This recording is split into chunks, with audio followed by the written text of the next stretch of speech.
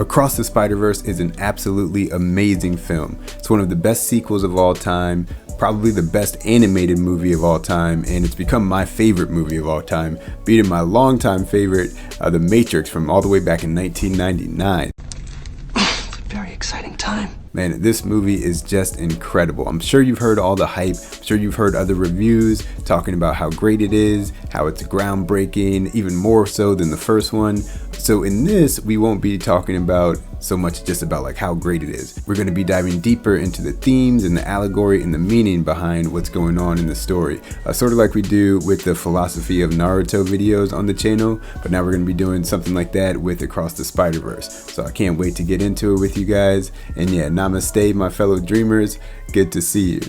Okay, so I started writing a script for this, but it just kept getting longer and longer, page after page after page. I realized that this was going to be way too long to talk about in one single video, and also realized that I don't want to do just like a traditional review because I'm not a critic, but I do like talking about like the deeper meaning behind things.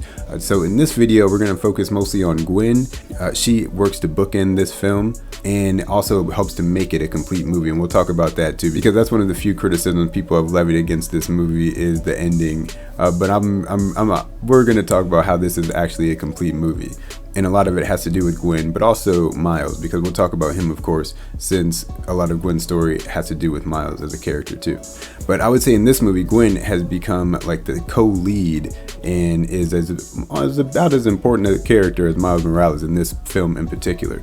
The overarching Spider-Verse story it still belongs to Miles. Like, his arc is not complete yet, but he does complete his own character arc in this movie as well, and we'll talk a little bit about that. Spoiler alert for anybody who hasn't seen Across the Spider-Verse or Into the Spider-Verse, because we'll be talking about both of those and we'll talk about the ending and everything, because we have to get into spoilers if we want to get like deeper into the meaning and the allegories that are in this movie. So the movie opens up with Gwen, just like in Into the Spider-Verse. It's not Miles that starts off the movie, but another spider person who opens the film and talks about like what's going on. I find it very interesting that even though throughout this movie Miles is talking about how other people are trying to tell him what his story is, in this movie it's actually narrated by Gwen and not by him. She's telling the story. That's why at the very beginning we get basically a whole summary of what's going on in the visuals. If we like, once you look at it the second time, you see like they showed a lot of things that happen in the movie. So it's very interesting that even though this is Miles wants to tell his own story, Gwen is actually the one telling the story in this one. So I wonder how it will be in the third movie. I think it'll be more Miles telling his own story.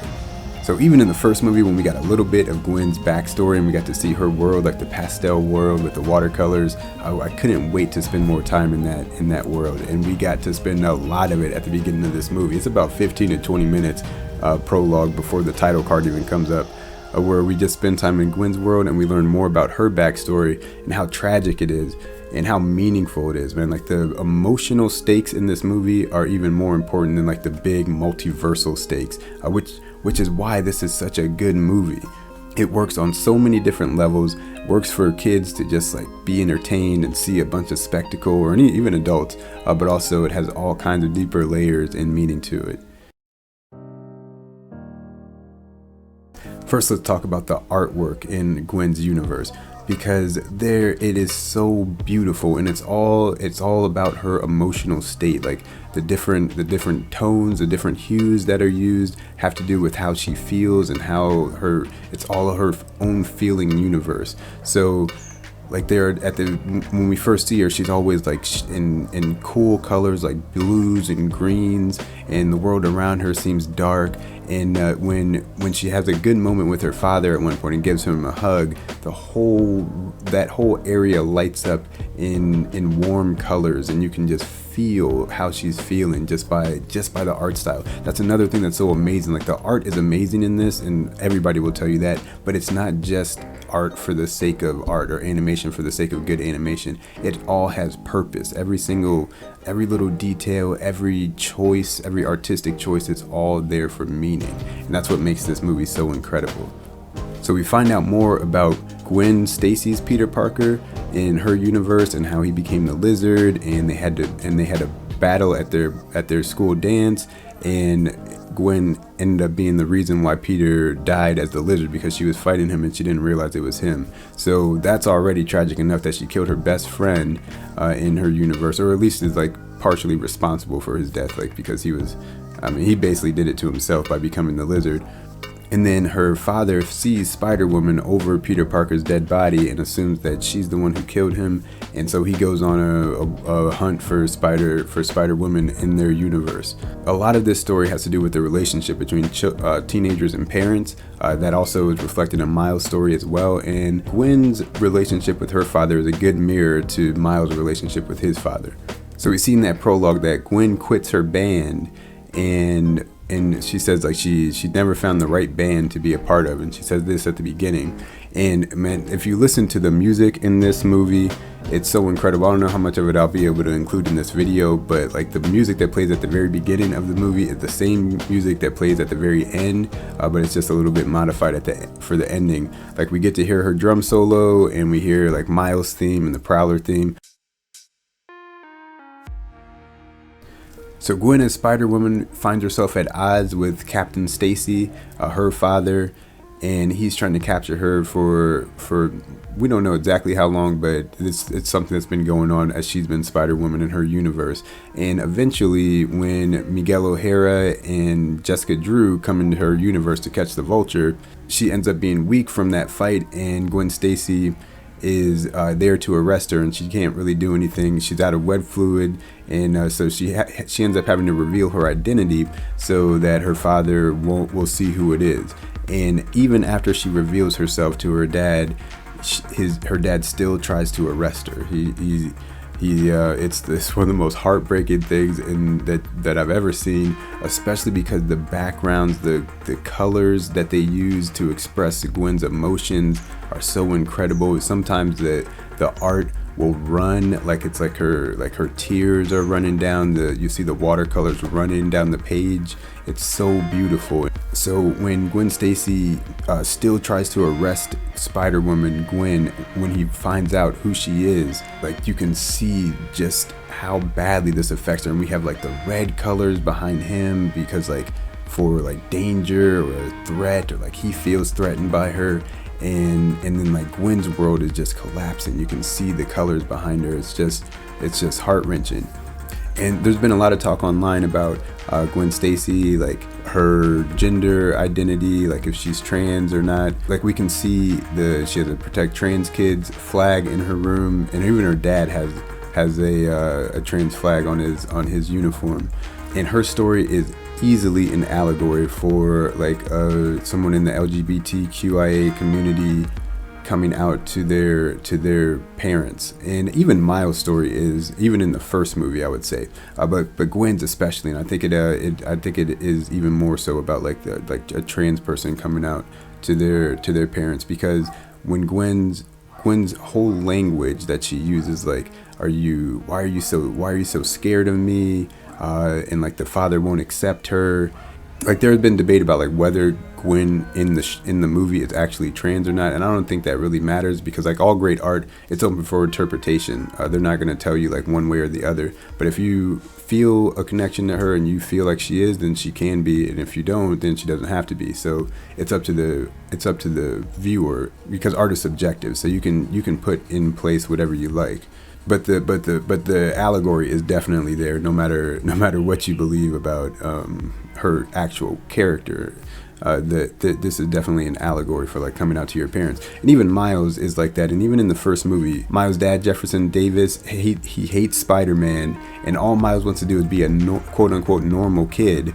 And he even asked his dad at one point, Dad, like once he realizes he's definitely Spider-Man, he says, Dad, do you really hate Spider-Man? And his dad is like, you know how he's like, yeah, you know, I hate him. And even the response of the mom is kind of like the way someone would respond to someone being homophobic or something, and they're like, you can't say that, like, and then the dad's like, man, you know how I feel about Spider-Man.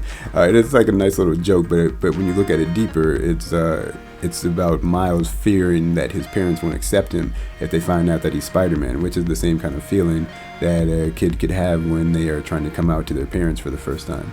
So yeah, even with Miles, that allegory is there, and even in this movie, when when Miles had the little fantasy about telling his parents, and they said, "Oh, it's okay, we love and accept you for who you are," and then but then they throw in like the little joke, like, "And it's okay that you've been lying to us for whatever," but like because Miles and Gwen are both supposed to be going through the same kind of thing. Where they are afraid to reveal themselves, their true selves, to their parents because of fear of being rejected or not being accepted or not being loved as much. So like Miles is afraid that his parents won't love him as much. And in this movie, it doesn't make as much sense because like now he's working with Spider-Man, or his dad is working with Spider-Man. That's why they do the part where they say, even though you've been lying to us for the last year, but in the original movie, it was more like that allegory, and it's still going on because that's why they are parallels to each other. And especially they are parallels in like that Miles has a loving family and an accepting family. His dad has learned to accept Spider-Man even though he didn't like him before. So Miles is more just in his head, like he doesn't think his parents will accept him, but his parents actually probably would accept him and they would still love him just the same. But Gwen is in a space where she assumed that her dad would accept her once she revealed herself, but then he didn't. So that's why she tells Miles not to tell his parents the truth about his identity. But yeah, I just love the deeper meaning behind it. And also, yeah, I wanted to make sure I got this video out before June ended. So yeah, happy Pride Month to everybody. So yeah, I wanted to make sure I definitely got this one out before June was over. So yeah, in the first movie we see that, and in this one even more so, we see that Gwen loses her only friend, her best friend, Peter Parker, and so she has a hard time accepting other people in her life, getting close to her. So she doesn't have any friends until she meets Miles in the first movie, and that becomes her like first friend since Peter. And then like in this one, she quits her band because she's still not ready to like really be close to people. And then we see her reconnect with Miles, which is like a way of her starting to open up again to the idea of having people be close to her, especially after she got rejected by her father too. And that makes her that was like the one person that she still had, like the one steady person in her life that was someone who she could always rely on, but now she doesn't have that relationship anymore. So she was closed off, but then Miles again is opening her up again. And we'll talk more about her relationship with Miles in the next one, because I realized like in the movie that I'm gonna have to split this video into 2 parts because it's so long. Yeah, so because of her relationship with Miles, she ends up being able to reconcile with her father and open up to her father, because she realizes like that she can't lose anyone else, because she feels like she lost Miles by the end of the movie, and we'll talk about that in the next one. And she can't lose her dad too. And when she finally opens up to her dad fully and tells him how she's been trying to wear the mask the way her dad would want her to, and then her dad ends up quitting the force because of her speech, Gwen is just almost about to fall apart, like if she can't reconcile with her father. And that's another part where the paint runs, and again, I didn't notice it the first time, but in the theater the second time I watched it, that part made me cry, man. And almost it made me break my no crying in public rule, because it was just so powerful, and the art is so good, and the backgrounds behind them when they are reconciling and coming back to each other, it's the most beautiful depiction of like emotions of feeling acceptance and love that I've ever seen before. Because it's not like what you would expect. When you think about love, you might just think about like some warm colors or something, but this, I don't even know how to explain what's happening, but it's just so beautiful and so unique. And then just the look on Gwen's face when she feels completely accepted by her father, it's so like heart-wrenching but beautiful, and you can just feel the like sense of relief that she has, and the release of all of her anxieties, like when her dad hands her the gift, and not because of the gift, but she's just like thinking about like how her and her dad are okay now. And it's so moving and so touching. Like if you pause on this frame and see her face, it's just like I know that feeling of just like, oh, I'm so glad that I was able to reconcile with this person. But yeah, the reconciliation is so beautiful. And by the end of the movie, we see that she forms her own band.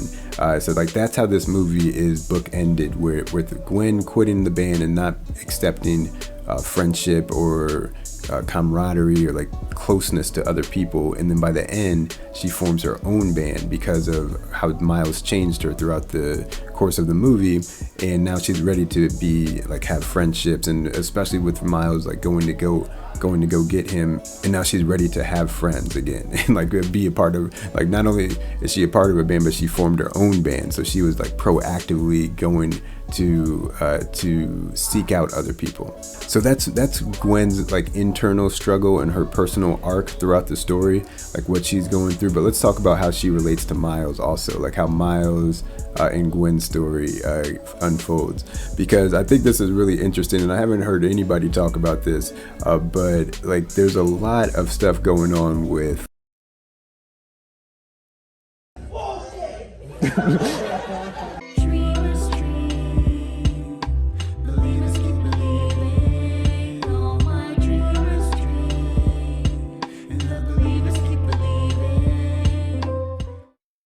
But yeah, this video ended up getting really long, so I'm gonna have to split it into 2 parts. So this will be part 1 of 2, but the second one is a big part of this, because Gwen's relationship with Miles is what makes her be able to come to this point in the first place.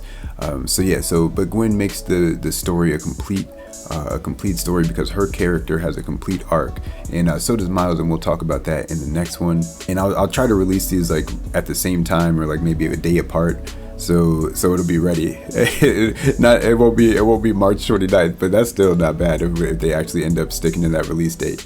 So this is the end of part 1 of 2. I'll see you guys in the next one. Everybody stay safe out there. Peace and love.